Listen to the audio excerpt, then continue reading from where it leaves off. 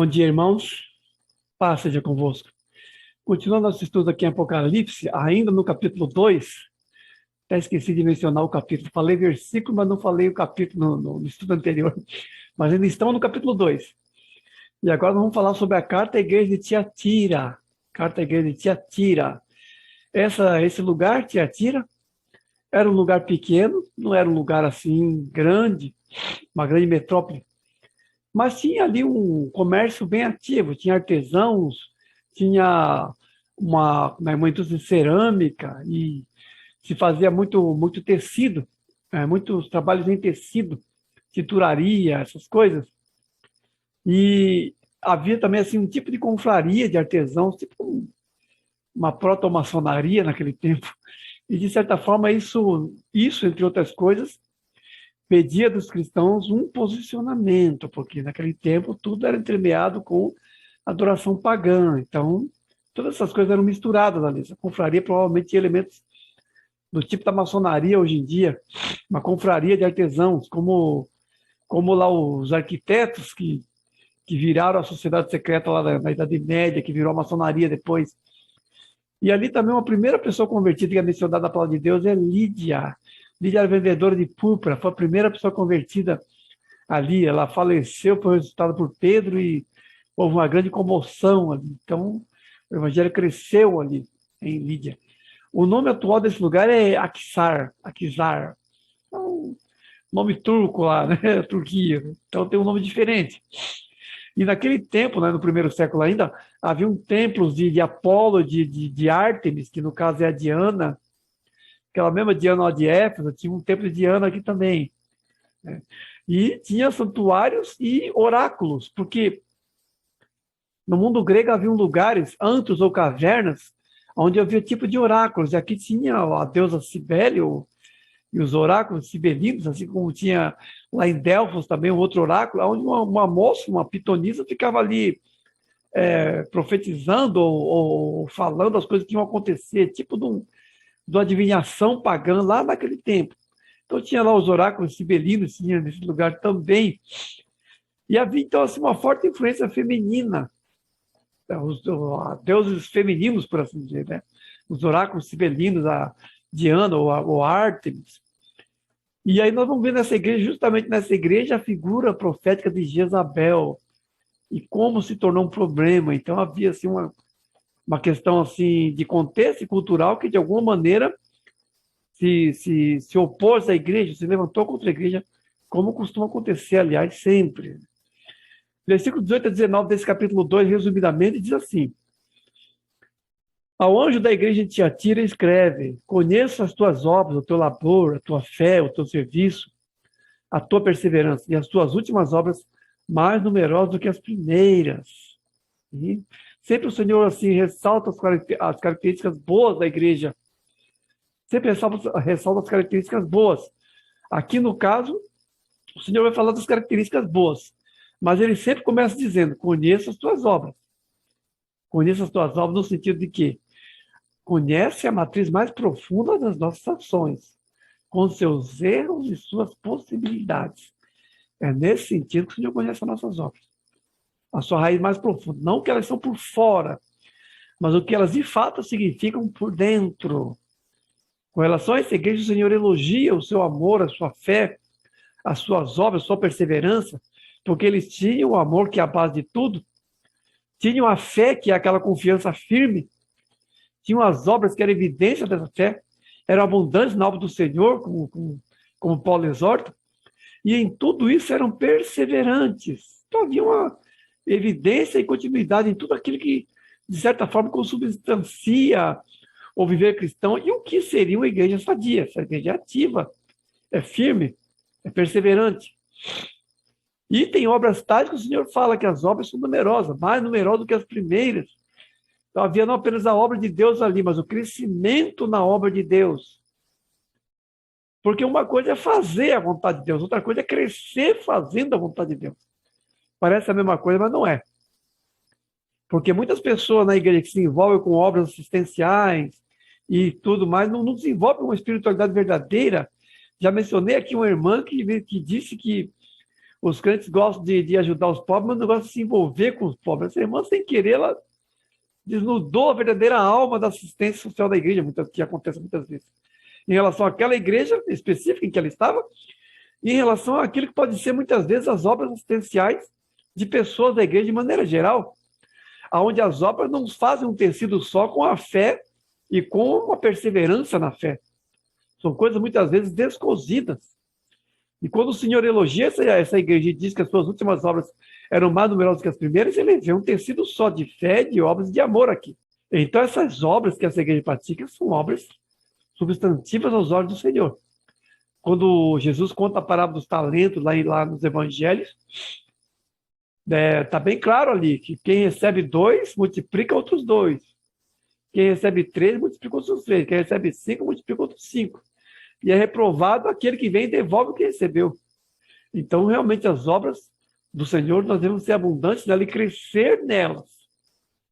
Temos que ser abundantes na obra do Senhor. Nós temos que multiplicar aquilo que nos foi confiado, e não apenas estagnarmos em uma ação, assim, muitas vezes filantrópica externa, sem que isso forme um tecido só com o amor, com a fé e com a perseverança. Ele está atento a isso. Nesse aspecto, o Senhor elogia essa igreja. E aí vem a pergunta que não quer calar. O que poderia dar errado? O que pode estar errado com essa igreja? Que tem todas essas características. O Senhor conhece as obras e conhece mais coisas acerca das obras. Não apenas aquilo que se realiza, mas aquilo também que se omite muitas vezes, no qual muitas vezes a igreja tropeça e erra. Versículo 20 a 23, resumidamente, vai responder a isso. Tenho, porém, contra ti o tolerares que essa mulher, Jezabel, não somente ensine, mas ainda seduza meus servos a praticar a prostituição e a comerem coisas sacrificadas a ídolos. Dê-lhe tempo para que se arrependesse, e não se arrependeu. Eis que a próxima de cama, bem como os que com ela adulteram, caso não se arrependa das obras que ela incita. E todas as igrejas conhecerão que eu sou aquele que sonda a mente e os corações, e vos darei a cada um segundo as suas obras. Aqui o caldo engrossa um pouco. Começa, o Senhor elogia, a igreja está bem, num certo aspecto, mas tem um mais aqui. Tolerância. Existe uma distorção tão grande de palavras hoje em dia, estão no ano de 2021. E há uma distorção enorme de palavras hoje em dia, por obra e graça de um marxismo cultural que a tudo distorce, que a tudo deturpa. As palavras são distorcidas. Hoje em dia, a tolerância é complacência. Hoje em dia, a tolerância é deixar o mal fluir. Para quem não é crente, deve ser isso, tolerância. Porque é assim que é muitas vezes aventada e conduzida. Biblicamente, tolerância não é necessariamente amor.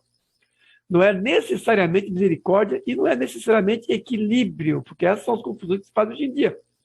As pessoas que acusam os crentes, que chamam o pecado de pecado, que chamam fornicação de fornicação, que chamam homossexualismo de homossexualismo, chamam tudo isso de pecado, os crentes que fazem isso são chamados de intolerantes hoje em dia.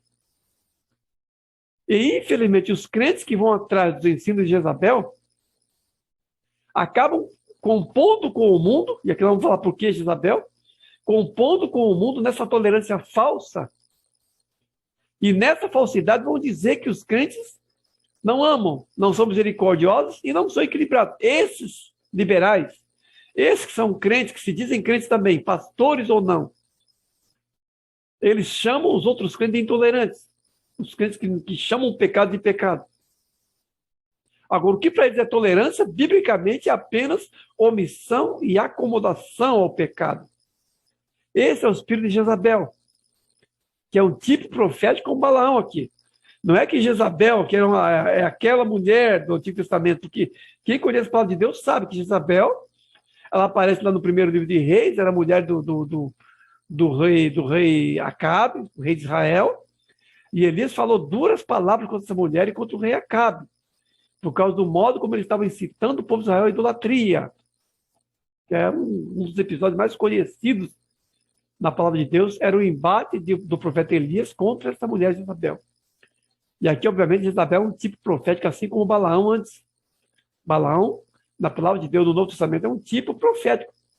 Aqui, Jezabel é o mesmo tipo também, como Balaão, que é A pessoa que simboliza uma influência perniciosa de prostituição e de idolatria. Porque era dessa maneira que Acabe, aquele fracote, incitado por essa mulher perversa, fazia com que o Israel caísse no pecado. E custodiava os sacerdotes de Baal, os profetas de Baal, toda aquela falsidade que fazia o povo tropeçar.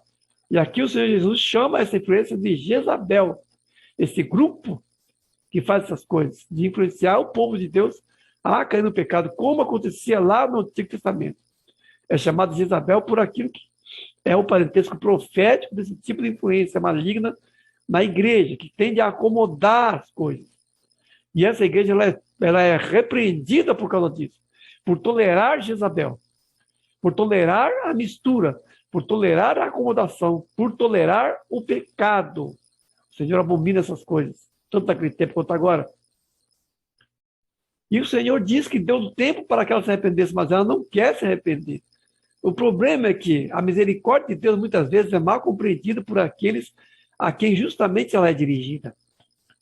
Porque na primeira carta de Pedro, a misericórdia é o tempo que Deus dá para que as pessoas se arrependam. Ao invés disso, eles acham que não vai ter segunda vida, que não vai ter juízo. A misericórdia aqui, no caso, é entendida como negação do juízo por parte dos mundanos. E eles não entendem que esse tempo que o Senhor dá é justamente um tempo para que se emendem, para que se arrependam, para que voltem ao Senhor, voltem ou se convertam ao Senhor, no caso de quem não é convertido. Mas, infelizmente, isso é entendido errado. Então, nós vemos na palavra de Deus que o tempo ele tem dupla possibilidade. Ele tanto pode ser dado como um oferecimento de misericórdia, quanto um período probatório para os crentes, porque, infelizmente, a mesma tolerância que o Senhor tem para com os maus, para que se emendem, é um tempo em que os próprios justos vão sofrendo as contradições e, com isso, vão se fortalecendo no Senhor e vão sendo também provados e acrisolados. Os fiéis vão se fortalecendo. E aqueles que não são do Senhor vão se desviando também. Os dois processos acontecem. Então, esse tempo que o Senhor dá, promove todas essas coisas. E o Senhor é justo o suficiente para saber como distribuir a cada um segundo aquilo que lhe apraz. O Senhor é justo. E o juízo vem assim, inevitavelmente. Aqui diz, eis que a próstata, diz aqui, eis que a próstata de campo vem com os que com ela adulteraram, caso não se arrependam das obras que ela incita. Então, as pessoas que se deixam incitar pelo mal vão sofrer o juízo juntamente com as pessoas que incitam o mal. O Senhor Jesus disse, se um cego guia outro, ambos cairão no buraco. Tanto o cego que guia, quanto o cego que se deixa guiar. Porque cada um de nós é capaz de discernir não somente o bem, mas também o mal. E o Senhor dará a cada um segundo as suas obras. E aqui é o Deus que pune que está falando. É o Senhor Jesus, juiz, que fala aqui.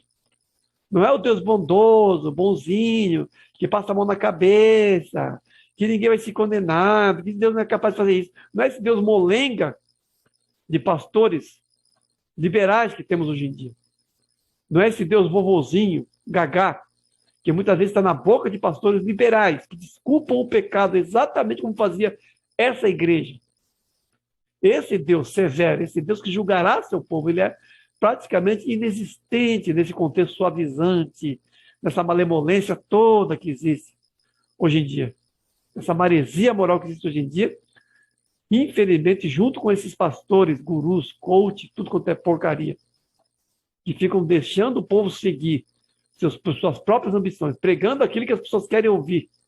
Pregações de prosperidade, pregações de se dar bem, pregações de que não tem pecado, pode ser crente gay, não tem problema, pode ser crente o que for, não tem problema. Jezabel está aí. E as advertências da palavra de Deus estão aqui também para que nós a vejamos. O Deus que vai nos julgar é um Deus que sonda corações e rins. Esse Deus que sonda corações e rins virá no dia do juízo, virá na segunda vinda de Cristo e desnudará o mal e toda a trama dos séculos, segundo aquilo que é a revelação da verdadeira substância das ações humanas. Não aquilo que aparenta, não aquilo que se propaga como bem disfarçado de mal, como mentira passando pela verdade. Mas a verdadeira e mais real substância do mal será revelada naquele dia. E o Senhor julgará corações e mentes. Aquele que sonda corações e rins julgará cada um de nós segundo esse conhecimento. Não segundo aquilo que aparenta, mas segundo aquilo que é realmente o estado verdadeiro dos corações. E a palavra de Deus revela isso justamente para que sejamos sinceros perante Ele. Nós realmente andemos em toda a integridade, em toda a graça, sem nenhuma tolerância com o mal perante Ele. Depois diz assim, versículo 24 a 25. Digo a todos quanto não têm essa doutrina e que não conhecem as coisas profundas de Satanás. Outra carga, aliás, não julgarei sobre vós. Tão somente conservais o que tendes. Uma advertência aos demais, àqueles que não se deixam levar. O Filho de Deus que muitas vezes é provado e sufocado por sua própria circunstância. É como Jó no meio de uma Sodoma. E isso, às vezes, até na igreja, até certo ponto. Às vezes, até dependendo da igreja, esse quadro aparece. Do Filho de Deus provado e sufocado. Mas o Senhor é justo e Ele traz um alívio, Ele traz um consolo. Porque a justa medida de Deus não apenas prova os corações, mas também traz o alívio para aqueles que estão atribulados, para aqueles que sentem a pressão do mal sobre si. Os verdadeiros filhos de Deus, os verdadeiros luzeiros com os quais o Senhor pode contar como seus representantes nesse mundo. E aqui menciona as coisas profundas de Satanás. As coisas profundas de Satanás, as misturas religiosas que havia naquele tempo, tinham muitas vezes um molde de sabedoria, sabedoria esotérica, sabedoria pitagórica. Havia ali o mitraísmo, havia ali as escolas de mistério, com um certo conhecimento profundo, com uma certa profundidade. Aqui, como já mencionei, esse culto de sabedoria falso, que são as profundezas de Satanás, também aparece num grupo chamado Conscienciologia. Mencionei várias vezes aqui como Gnoseologia, é um grupo gnóstico, mas o nome é Conscienciologia. E vários grupos desse tipo, esotéricos, que cultuam uma forma de sabedoria que tem uma profundidade, tem uma certa profundidade, uma sofisticação, mas que não é de maneira nenhuma a sabedoria do alto, mas a sabedoria esotérica, misteriosa, que só alimenta o orgulho e o elitismo das pessoas. Essa sabedoria de Satanás é dispensada a teosóficos, a maçons, a rosacrucianos e tudo quanto é forma de ocultismo. E as pessoas acham, enganosamente, que essa é a sabedoria elevada, essa profundeza de Satanás. Colossenses 2,3 diz que em Cristo Jesus estão ocultos todos os tesouros da sabedoria e do conhecimento. Em Cristo Jesus, a verdadeira sabedoria, o verdadeiro conhecimento estão em Jesus. Portanto, nós não precisamos de nenhum tipo de conhecimento filosófico ou esotérico para conhecermos as coisas de maneira mais profunda. O Senhor Jesus tem em si esses tesouros para nós, nele mesmo, à medida que o buscarmos e à medida que andarmos com ele. E a exortação a essa igreja é conservai aquilo que tendes, tão somente conservai o que tendes. Porque justamente a tentação era se demover disso, seja por pressão, seja por acomodação, seja por uma sedução. Porque aqui a tentação era se deixar seduzir, entre outras coisas, por aquilo que aparenta ser sábio, mas que é contrário à palavra de Deus. Hoje em dia existe conteúdo assim também. A forma de tolerância é falsa hoje em dia. A forma de sabedoria é falsa hoje em dia, no meio dos crentes, que se apresenta como tolerância, se apresenta como sabedoria elevada, que na verdade são contrárias à palavra de Deus.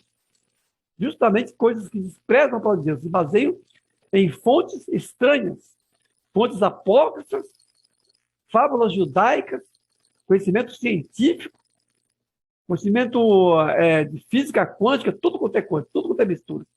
E as pessoas acham que essas profundidades de conhecimento têm alguma coisa a ver com a palavra de Deus, ou aprofundam o sentido da palavra de Deus. E, na verdade, são um grande engano. Estou vendo muita gente se pervertendo a palavra de Deus por meio dessas coisas, dessa mistura que existe, de coisas assim que são elevadas no mundo, são elevadas em grupos aí de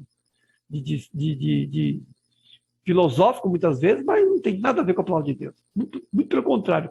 A despreza e a nega, muitas vezes. Então, nós temos que vigiar sobre tudo isso. Conservai o que tendes. Por que conservai o que tendes? Porque o depósito da fé é a palavra de Deus e tudo que ela nos fala da parte do Senhor. Nós temos que nos basear sempre nisso. A palavra de Deus é a nossa salvaguarda, como foi para os bereanos. Com a palavra de Deus, que é a espada do Espírito, guerrearemos contra todos os cilados do inimigo e tudo aquilo que vem contra nós para nos solapar ou diminuir a fé de alguma maneira, perverter a nossa fé de alguma maneira. Quanto a isso, temos que estar vigiantes e vigilantes, e conservar o que nos foi dado. Terminando, diz assim, versículo 26 a 29. Ao vencedor lhe darei autoridade sobre as nações, e com cetro de ferro regerá. Dar-lhe-ei ainda a estrela da manhã, autoridade sobre as nações. Ao vencedor lhe darei autoridade sobre as nações. O reino de Deus, ele tem seu próprio processo. E o reino de Deus está em curso nesse mundo. O reino de Deus foi assim, explicitado por Jesus, de certa forma. E quando Jesus estava falando com os discípulos, ele deu aos discípulos as chaves do reino. A vocês entregarei a chave do reino. Tudo que ligarem na terra será ligado no céu, e o que desligarem na terra será desligado no céu. O que é isso? A autoridade dada à igreja. O reino de Deus, então, ela é dispensada à igreja, e a igreja participa do governo de Cristo de alguma maneira. Assentados em lugares celestiais, participando do reino de Jesus, em lugares celestiais. Esse é um aspecto da autoridade sobre as nações que o crente exerce. Não é uma autoridade visível, não é uma autoridade posicional em termos políticos, mas é aquilo que o crente é em Jesus, por aquilo que foi prometido para nós, de sermos reis e sacerdotes. Que, na verdade, era uma promessa feita a Israel, primeiramente. Mas depois, pela cruz, foi expandida a todos os povos. Apocalipse 5:9 diz que o Cordeiro venceu e constituiu de todos os povos, tribos, línguas e nações, reis e sacerdotes para o seu Deus, e eles reinarão sobre a terra. Parte disso acontece por aquilo que é o ministério da igreja, por aquilo que a igreja é como nação de profetas, como reis e sacerdotes. Parte dessa autoridade já está nisso. Por aquilo que é, assim, a prevalência da verdade, a prevalência do evangelho, porque será a medida do julgamento do mundo depois. Então, se nós estamos no verdadeiro, estamos em certa medida, já em posse dessa autoridade. E o cetro de ferro aqui é o quê? É justamente a firmeza dessa verdade. Porque é claro que a verdade, ela prevalece sobre o erro, e mesmo no mundo, em um sentido assim, como é que eu vou dizer, até secular, a norma da justiça é soberana, a norma da justiça é a que prevalece. Porque é a norma que, de alguma maneira, ainda guarda alguma semelhança com os princípios divinos. Nós podemos ver, por exemplo, em uma família, por exemplo, que o irresponsável depende do responsável. O descuidado depende do cuidadoso. O imprudente depende do prudente. Ou seja, sempre a norma reta é a que prevalece. E o mundo, de certa forma, ele é custodiado por aquilo que ainda resta de pessoas assim. Pessoas cristãs, e às vezes pessoas que até não são cristãs, mas têm uma certa retidão. O fato é que na igreja tudo isso é aprimorado, tudo isso é pleno. Porque nós estamos de posse da plenitude da verdade. A igreja é a viva coluna e firmeza da verdade. Então, essas coisas são verdadeiras de uma maneira geral, mesmo como uma forma de justiça no mundo, que ainda preserva o mundo de um caos total. Essas normas, na igreja, são normas de vida e são a verdadeira substância da ética do reino de Deus, na qual o crente deve viver e no qual será planificado na eternidade. Porque esse governo das nações aqui tem esse aspecto de nossa intercessão, de nosso sacerdócio, que é o modo pelo qual nos posicionamos perante o Senhor, na nossa intercessão, oramos até pelas autoridades nesse sentido, exercemos esse sacerdócio, exercemos ou participamos com o Senhor no seu governo de maneira misteriosa, mas na eternidade estaremos plenos disso. Porque aqui diz, dali ainda a estrela da manhã. A estrela da manhã é o próprio Jesus. Lá na primeira carta de Pedro, na segunda carta de Pedro 1,19, essa mesma expressão relacionada a Jesus, a estrela da manhã, é colocada como parte de um processo de crescimento, até que a estrela da alva brilhe em nossos corações. A estrela da alva é o próprio Jesus mesmo. Porque a jornada do justo é como a luz da aurora, que vai brilhando mais e mais até se tornar dia perfeito. Aqui, no caso, é o dia perfeito. Receberemos o dia perfeito. Porque essa estrela da manhã aqui é participar do reino de Jesus. É estar na luz de Jesus. Vir a vencer e a participar do reino eterno do Senhor Jesus na eternidade. A expressão estrela da manhã aparece outra vez no Apocalipse. Vai aparecer outra vez. E Jesus vai se definir como estrela da manhã. Eu sou Jesus, a estrela radiante da manhã. Jesus vai se definir assim. Lá no Antigo Testamento, no capítulo 14 de Isaías, diz que o diabo foi prostrado, 14, numa dupla referência em Isaías 14, diz que a estrela da alva foi prostrada. Uma referência a Lúcifer, a rebelião de Lúcifer, e o modo como ele foi prostrado. E a expressão é a estrela da manhã também, por causa de ser a estrela da alva. Lúcifer é portador da luz, e é uma referência à estrela da manhã. Mas o estado original de Lúcifer, no caso que virou Satanás, ele foi perdido. Pelo orgulho, ele perdeu esse status. E aquele que era uma estrela radiante, uma estrela de Deus luminosa, se tornou o príncipe das trevas. O Senhor Jesus, não. O Senhor Jesus, ele justamente pela humildade, que foi o oposto do orgulho de Satanás que provocou sua queda, pela humildade, ele venceu e nos concede também participarmos de sua luz na eternidade. Então, Jesus é a verdadeira estrela da manhã, aquele que, pela sua humildade, numa oposição oposta à Lúcifer, que causou toda a queda por causa do orgulho, essa estrela da manhã, que é Jesus, ele conquistou tudo isso, a redenção, pelo fato de ele ter se humilhado, ter assumido a forma de servo e ter vencido por nós na cruz. Então, estrela da manhã por estrela da manhã, Jesus é a estrela da manhã que brilhará por toda a eternidade e nos possibilitará viver na sua luz. Em Mateus, no Evangelho de Mateus está escrito assim, brilharão os justos como o sol no reino do seu Pai. Então teremos parte nessa luminosidade. Viver então na luz é a nossa derradeira esperança, pelo qual esperamos pelo Senhor, a fim de participarmos do seu reino e vivermos eternamente na sua luz. Amém? Deus abençoe, irmão.